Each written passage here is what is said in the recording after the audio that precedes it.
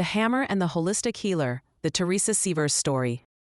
In the tranquil community of Bonita Springs, Florida, a chilling crime shattered the facade of suburban serenity.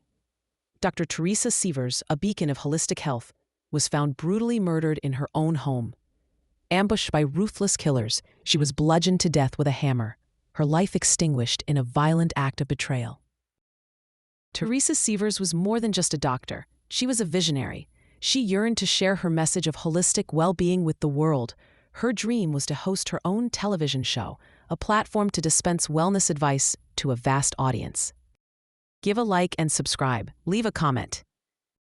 Those who knew Teresa described her as a spitfire, a passionate advocate for her patients' health. She began her career in internal medicine, but found her true calling in holistic medicine. She believed in treating the whole person, mind, body, and spirit. Driven by her ambition, Teresa launched a YouTube channel, hoping to reach a national audience. She poured her heart and soul into creating content that would empower people to take control of their health. Her personal life seemed equally fulfilling. She was married to Mark Sievers, a nurse she met in Missouri. Together, they opened a holistic medicine practice in Bonita Springs. Mark managed the office, while Teresa focused on patient care. They were raising 2 daughters, seemingly a picture of domestic bliss. June 28, 2015. Teresa Sievers returned home from a family trip to New York. It was a Sunday night, and she was eager to get back to her practice and her patients. But lurking in the shadows, a deadly trap awaited her. She was attacked in her kitchen shortly after arriving home. The details of the assault were gruesome. Co-workers grew concerned when she didn't show up to work the next day. They called Mark, who was still in Connecticut, with their daughters. A neighbor, Mark Patrice, went to check on her. What he found was a scene of unimaginable horror. Patrice frantically called 911, his voice trembling as he described the carnage. "There's a hammer at the side, and she's bashed in the back of the head," he told the dispatcher.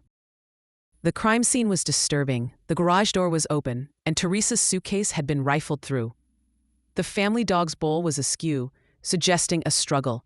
Teresa's lifeless body lay in the kitchen. Her purse had been searched, leading investigators to believe the motive was robbery, but the brutality of the attack suggested something far more sinister. The medical examiner determined that Teresa had been struck 17 times with a hammer. Adding to the mystery were irregularities with the alarm system. Bonnie Sievers, Teresa's mother-in-law, said she had enabled the alarm system before leaving the house, yet it was inexplicably off the next morning. Someone had disabled the alarm at 6:09 on Sunday morning, hours before Teresa was killed. This suggested that the killer had knowledge of the home's security system. It pointed to a level of planning that was deeply unsettling. Initially, Mark Sievers seemed an unlikely suspect. He was out of town with his daughters at the time of the murder. His family insisted that he was a devoted husband and father. But as the investigation progressed, doubts began to surface. Detectives questioned Mark, hoping he could shed light on possible suspects. Mark claimed he couldn't think of anyone who would want to hurt Teresa. He portrayed their marriage as loving and supportive. However, Mark's story began to unravel under scrutiny. He initially denied infidelity, but later admitted to occasional swinging. Investigators discovered photos and videos of other women on his phone. Mark's emotional behavior during questioning seemed over the top to investigators. They found his grief to be performative, lacking genuine sorrow. Neighbors reported frequent arguments at the Sievers' home, painting a different picture of their marriage. The crucial break in the case came from an unexpected source. An airport police chief in Illinois contacted investigators with information from a woman named Rose. Rose revealed that Curtis Wayne Wright, Mark's best friend, was in Florida during the murder weekend.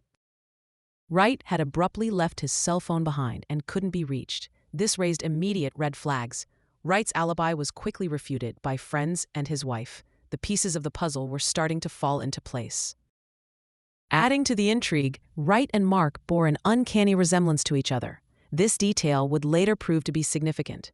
The investigation was zeroing in on a conspiracy far more complex than a simple robbery gone wrong.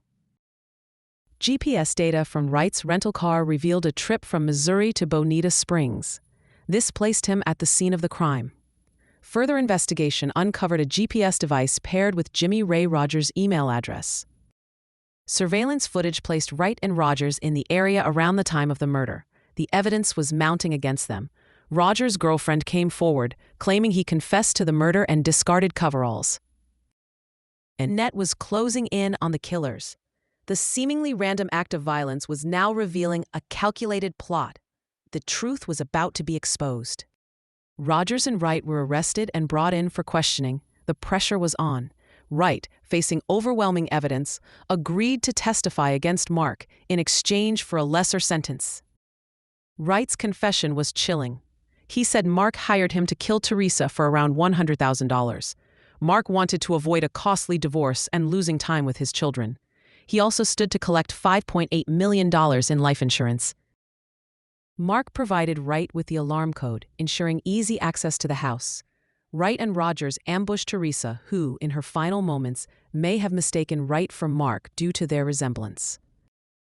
Mark was arrested in February 2016 and charged with first-degree murder.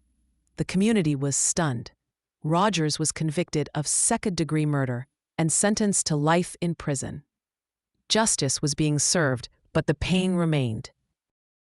Wright pleaded guilty to second-degree murder and received a 25-year sentence. His testimony was crucial in securing Mark's conviction. Mark was convicted of first-degree murder and conspiracy in December 2019. In 2020, Mark was sentenced to death. The judge cited the heinous nature of the crime and the betrayal of trust.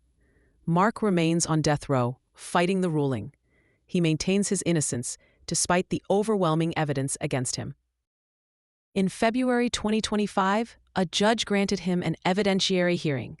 This hearing will examine claims of juror misconduct and new evidence that could potentially impact his conviction. The case, far from being closed, continues to unfold. The question remains, will justice ultimately prevail?